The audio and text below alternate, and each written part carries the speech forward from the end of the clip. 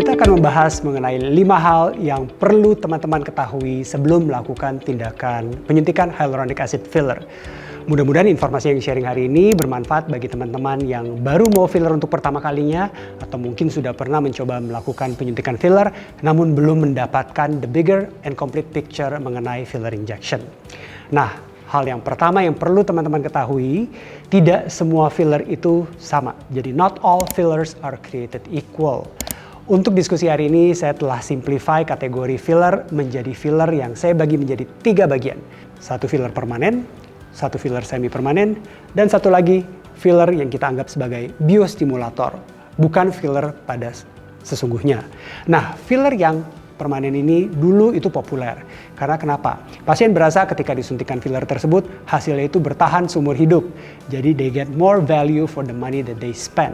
Salah satu filler yang populer yang konon digunakan untuk permanent filler namanya itu Radies atau kalsium hidroksiapatit. Dulu waktu awal-awal saya praktek ada satu filler lagi yang cukup terkenal namanya Aquamid atau PMMA. Namun filler ini sekarang sudah tidak ada di Indonesia. Atau filler-filler lain yang dulu sering digunakan, collagen filler dan sebagainya yang sekarang udah out of fashion dan sudah tidak lagi digunakan di kalangan medis. Nah, filler permanen ini lebih banyak kontranya dibanding pro-nya. Oleh karena itu sekarang pasien udah banyak yang meninggalkan filler permanen. Walaupun janji ketahanan lamanya itu lebih menarik because you only spend one time and you get a very long lasting or even permanent results. Namun banyak orang yang tidak suka, banyak dokter juga yang tidak nyaman menyuntikannya. Karena once you do a mistake atau ada kesalahan penyuntikan di filler yang permanen, there really is not much you can do. Jadi kalau ada filler yang disuntikan di bagian dagu atau di bagian cheekbones atau di bagian hidung yang tidak kita sukai, itu tidak bisa dicairkan dan tidak bisa diapa-apain lagi. Jadi sekarang sebenarnya filler permanen ini sudah ditinggalkan. Tapi kenapa sekarang Radies masih ada di meja saya? Karena Radies saat ini kita gunakan bukan sebagai filler permanen, namun sebagai biostimulator. Jadi saya akan letakkan di sini. Kenapa satu produk ini bisa digunakan sebagai permanent filler, bisa digunakan sebagai biostimulator? Itu sebenarnya tergantung dari konsentrasinya. Jadi kalau Radies ini dibuka dan langsung disuntikan ke wajah, itu bekerja sebagai permanent filler. Tapi kita udah jarang tuh pakai dengan teknik itu. Tapi Radies ini bisa kita hiperdilusi atau bisa kita cairkan dan digunakan pada saat disuntikan di wajah itu bukan sebagai filler, tapi sebagai biostimulator. Apa sih yang dimaksud dengan biostimulator? Jadi filler ini disuntikan untuk memicu produksi kolagen di badan pasien sendiri, bukan sebagai filler. Contoh, saya suka sekali pakai Radies ini untuk garis-garis halus di leher saya. Karena pada saat garis-garis halus ini saya suntikan dengan hyperdiluted Radies atau kalsium hidroksiapatit filler yang telah didilusi.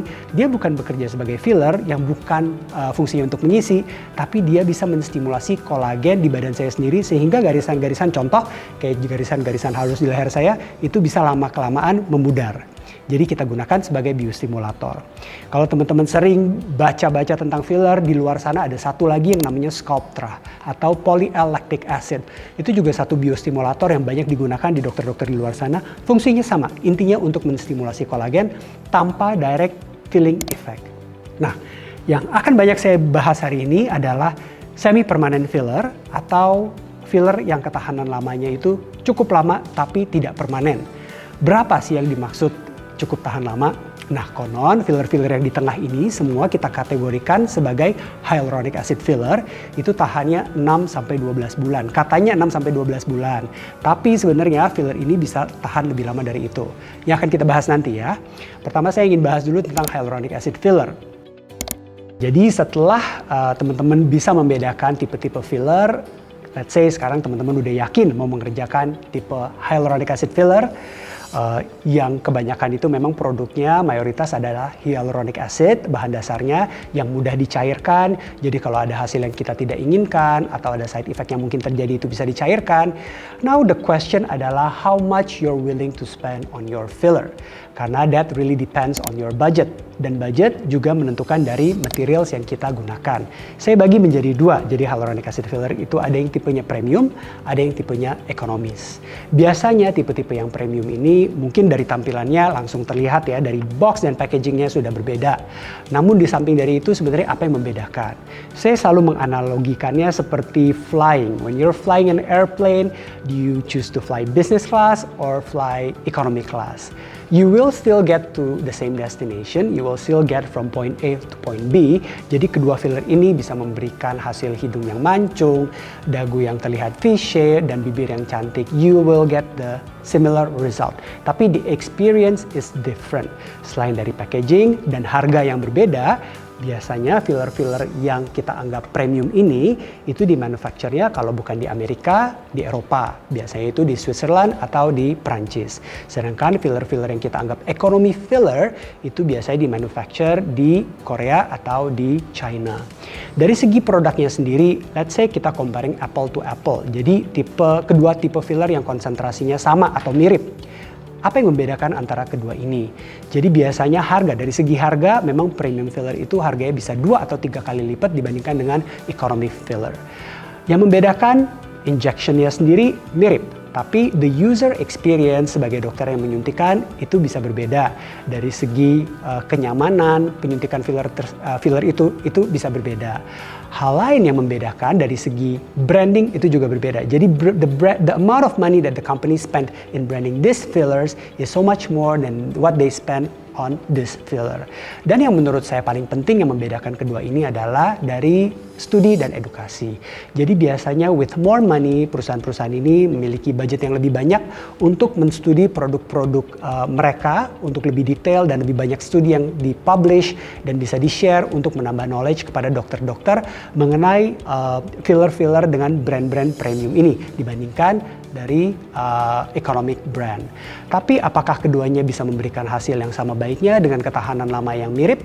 Yes, I would say so. Kalau keduanya dikerjakan dengan teknik yang benar dan indikasi yang benar, keduanya bisa memberikan hasil yang baik. Just like flying, you will still get to your destination.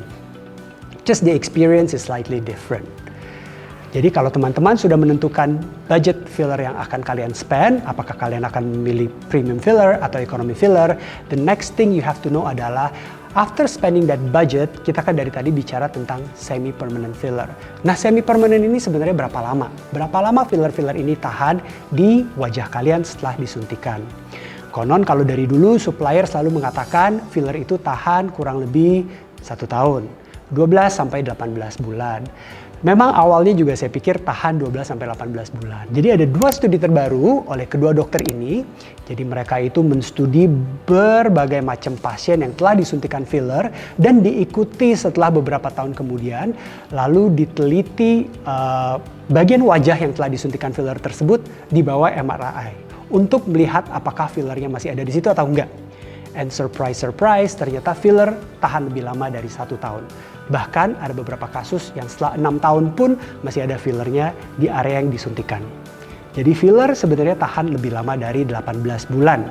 So that's why I say these products have got a semi-permanent effect. Hal ini penting sekali untuk diketahui kenapa. Karena kadang-kadang setelah kita menyuntikkan filler, contoh yang paling sering itu di hidung atau di bibir. Setelah disuntikan kan kelihatan sekali hasilnya bagus gitu ya, hidungnya mancung, bibirnya merekah. Lalu setelah 6 bulan, 12 bulan kemudian kok berasa kayaknya udah lebih turun fillernya. Lalu pasien akan minta, "Dok, mau disuntikin dong filler lagi di bagian tersebut." Dan kadang-kadang dokter juga berasa, "Oh iya ya, nggak semerekah, nggak seperti waktu awal-awal disuntikan filler. Ini fillernya udah habis, yuk kita suntikan lagi." Tanpa disadari sebenarnya pada saat kita menyuntikan more products, masih banyak produk-produk filler yang disuntikan sebelumnya 1 tahun yang lalu, itu sebenarnya masih ada di bagian yang mau disuntikan tersebut. Jadi harus kita really put this into serious consideration. Karena kalau kita main suntik-suntik aja, main tambah-tambahin aja, that's when you actually get an overfilled face in the long run without realizing it. Ada alasan lain kenapa filler sebenarnya tahan lebih lama di area yang disuntikan dari yang kita ekspektasi. Jadi kalau efek yang tadi saya jelaskan, efek yang terangkat, contoh kayak kalau misalnya di kantong mata kita isi dengan filler, itu langsung terisi dan kantong matanya terlihat rata dan rapi, itu berdasarkan dari volumetric effect, jadi direct filling effect dari filler itu tersendiri. Ada efek lain yang sebenarnya didapatkan. Jadi selain dari direct volumetric effect, pada saat kita menyuntikkan filler di bagian tubuh tertentu, ada collagen stimulating effect dari hyaluronic acid filler itu sendiri. Jadi ada satu studi yang dimana mereka mempelajari bagian kulit setelah disuntikan filler, walaupun fillernya sudah tidak ada di situ, bagian sekitarnya kolagennya itu lebih tebal. Kolagen alami yang kita produksi, badan kita produksi sendiri. Jadi selain dari volumetric effect yang cukup lama, filler yang dilakukan dengan benar bisa menstimulasi kolagen di kulit sekitar. Contoh, saya sharing pasien saya. Ini pasien saya dari 10 tahun yang lalu. Jadi ini wajahnya, matanya sebelum dikerjakan filler. Lalu ini adalah hasil 1 tahun kemudian setelah pasiennya kembali untuk melakukan touch up.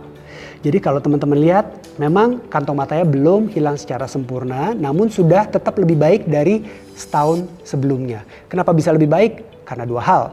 Seperti yang saya jelaskan tadi, sisa fillernya masih ada di situ, 1. Dan 2, ketika ada filler di bawah kantong mata, kolagennya pun terstimulasi. Jadi mata pasien tersebut terlihat lebih baik. Nah, ini saya sharing foto 1 tahun kemudian. Jadi setelah di filler kedua kali, pasiennya kembali lagi di tahun yang kedua. Kalau dilihat, dibandingkan di tahun kedua dan tahun pertama, obviously mata pasiennya terlihat lebih baik.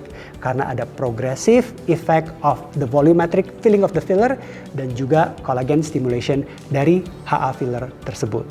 Lalu ini setelah 3 kali dikerjakan dan ini pasien kembali lagi setelah setahun kemudian. Jadi setelah filler terakhirnya itu harusnya mayoritas sudah hilang. Tapi kalau teman-teman lihat, ini seolah-olah matanya sudah dilakukan blefaroplasti atau operasi kantong mata. Tapi sebenarnya ini tidak ada operasi dan hanya efek progresif oleh hyaluronic acid filler tersebut. Jadi ini kombinasi antara efek filler yang tahan lama dan kedua efek collagen stimulation dari hyaluronic acid filler itu sendiri. Nah, kalau hasil matanya sudah begini, pada umumnya pasiennya bisa berhenti melakukan filler untuk waktu yang cukup lama. For that reason, saya panggil hyaluronic acid filler itu semi-permanen. Apa kemungkinan buruk yang dapat terjadi dengan injeksi filler? Jadi biasanya kalau pasien-pasien saya itu di klinik-klinik kami, saya akan jelaskan dengan memberikan mandatory pre-treatment information booklet yang akan saya jelaskan pada kunjungan pertama sebelum pasien tersebut melakukan filler. Jadi di sini ada banyak potensi-potensi hal yang dapat terjadi dengan semua aesthetic treatment yang kita lakukan di klinik. Hari ini kita akan bahas tentang side effect dari hyaluronic acid filler tersebut. Jadi kalau di sini teman-teman lihat yang common, yang cukup umum yang bisa terjadi setelah penyuntikan filler, hal-hal seperti kemerahan atau bruising atau memar atau swelling, bengkak. Bengkak itu bisa terjadi pada saat kita penyuntikan filler karena kan filler itu sifatnya, terutama hyaluronic acid filler, sifatnya itu water loving, they love water. Jadi pada saat kita penyuntikan, kalau nggak sengaja kena pembuluh darah, itu bisa terjadi memar. Dan kalau di situ memar itu kan banyak pembuluh darah yang pecah dan ada hyaluronic acid fillernya yang suka dengan air, itu bisa terjadi memar dan bengkak yang cukup kelihatan.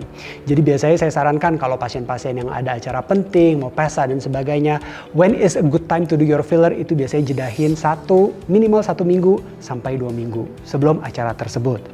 Lalu bisa juga terasa sakit. Sakit biasanya sakit-sakit normal ya. Setelah penyuntikan H+1, H+2 itu sudah tidak terasa atau sudah hilang. Itu yang biasa, yang commonly expected setelah penyuntikan filler. Yang uncommon tapi bisa terjadi adalah lumps and bumps atau pada saat selesai dikerjakan fillernya belum rata di wajah. Nah, kalau belum rata ini pada saat diraba tidak rata itu masih normal. Namun kalau terlihat tidak rata itu tidak normal dan bisa dibetulkan karena sifat filler tersebut is very versatile dan semi permanen sifatnya. Jadi bisa kita antisipasi, bisa kita massage atau misalnya bila perlu bisa dicairkan sedikit filler tersebut. Facial asymmetry juga bisa terjadi dengan teknik yang kurang tepat. Jadi pada saat penyuntikan filler itu kadang-kadang terlihat kurang rapih atau kurang rata. Contoh pada saat penyuntikan filler hidung itu yang kadang-kadang paling terlihat kalau ada ketidaksimetrisan, atau penyuntikan bibir, atau penyuntikan dagu, atau bahkan penyuntikan filler pada tulang pipi. Itu juga dapat dikoreksi dengan mudah. Nah, hal yang sangat penting dan harus teman-teman perhatikan dan banyak didiskusikan juga di forum-forum of side effect dari filler injection itu namanya ischemia. Itu terjadi pada saat filler yang kita suntikan menyumbat pembuluh darah yang ada di wajah. Penyumbatan ini bisa menyebabkan kulit di atasnya itu menjadi kemerahan, menjadi luka, dan kalau tidak ditangani dengan baik, bisa bahkan menjadi borok yang besar, bisa kehilangan hidung atau kehilangan dari parts of your face atau parts of your lips. Jadi it sounds very serious, it is serious kalau tidak ditangani dengan baik. Nah, yang perlu teman-teman ketahui pada saat setelah penyuntikan filler ada beberapa gejala dari iskemi yang harus di watch out. Itu biasanya H+1, H+2 setelah penyuntikan. Jadi kalau hal-hal seperti ini terjadi, misalnya perubahan warna kulit yang menjadi pucat atau kemerahan, atau terjadi luka yang tidak sembuh-sembuh setelah 2 atau 3 hari.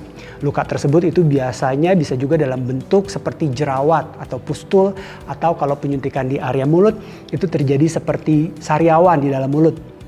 Itu biasanya pasien nggak sadar, dikira sariawan, tapi sebenarnya ini ciri-ciri dari iskemi. Seandainya hal-hal ini terjadi, sebaiknya teman-teman langsung menghubungi dokter yang menyuntikan atau klinik tempat Anda menyuntikan filler tersebut agar segera ditangani. Bagaimana penanganan utamanya? Kalau belum sempat datang ke klinik, yang bisa dilakukan, coba untuk dimassage area filler tersebut. Kenapa dimassage? Jadi kalau di sini ada fillernya, di sini ada pembuluh darah yang kegencet, pada saat kita massage filler tersebut, kita berharap fillernya itu akan lebih merata dan membuka kembali aliran pembuluh darah yang tersumbat. Selain dari massage, yang bisa teman-teman lakukan itu adalah kompres air hangat. Kenapa kompres air hangat? Karena pada saat pengompresan air hangat, kita berharap pembuluh darah yang kegenjat itu akan terbuka atau terdilatasi dan memberikan collateral supply atau suplai darah yang baik pada kulit yang mulai luka. Tapi hal pertama yang perlu dilakukan adalah balik ke klinik segera. Pada saat teman-teman balik ke klinik, di klinik tersebut bisa menanganinya dengan mencairkan filler tersebut dengan menyuntikkan enzim penangkal filler yang kita panggil sebagai hyaluronidase. Nah, enzim ini bisa disuntikan untuk mencairkan filler tersebut sehingga sumbatannya terbuka kembali. Ciri-ciri lain yang perlu teman-teman perhatikan setelah penyuntikan filler adalah rasa sakit yang berlebih. Jadi kalau rasa sakitnya itu seperti rasa sakit gigi atau ngebet, atau rasa sakitnya itu setelah hari kedua, hari ketiga pasca penyuntikan filler masih ada, itu saatnya balik ke klinik untuk dilihat apakah benar ada ciri-ciri iskemi atau tidak.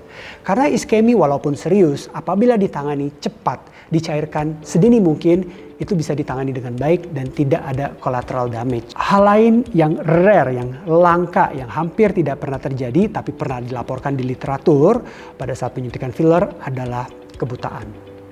Kenapa penyuntikan filler bisa menyebabkan kebutaan? Jadi pada saat partikel filler yang disuntikan itu masuk ke pembuluh darah yang supply ke mata, bisa terjadi kebutaan. Nah, banyak hal yang bisa kita lakukan untuk menghindarkan hal tersebut. Jadi amit-amit jangan sampai terjadi. Dari teknik penyuntikan, dari volume penyuntikan dan sebagainya yang setiap dokter harus kuasai sebelum menyuntikan filler tersebut.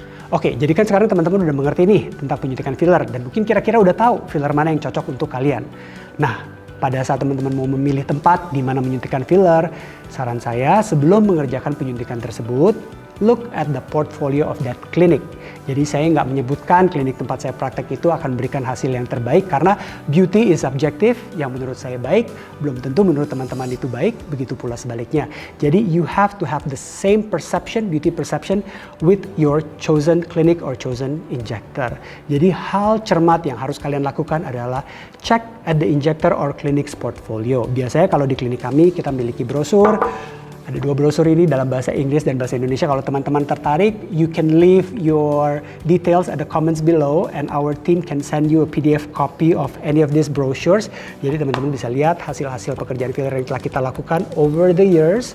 Atau mungkin untuk hasil-hasil yang lebih updated, yang lebih current, kalian bisa cek di Instagram kami @maharisklinik atau @klinik_the_waterpool. Kalau teman-teman masih memiliki pertanyaan lain seputar penyuntikan filler, silahkan tinggalkan di kolom komentar di bawah ini. Kalau saya ada waktu akan saya jawab langsung. Thank you for watching. Jangan lupa untuk like, share, dan subscribe to my channel if you find this information useful.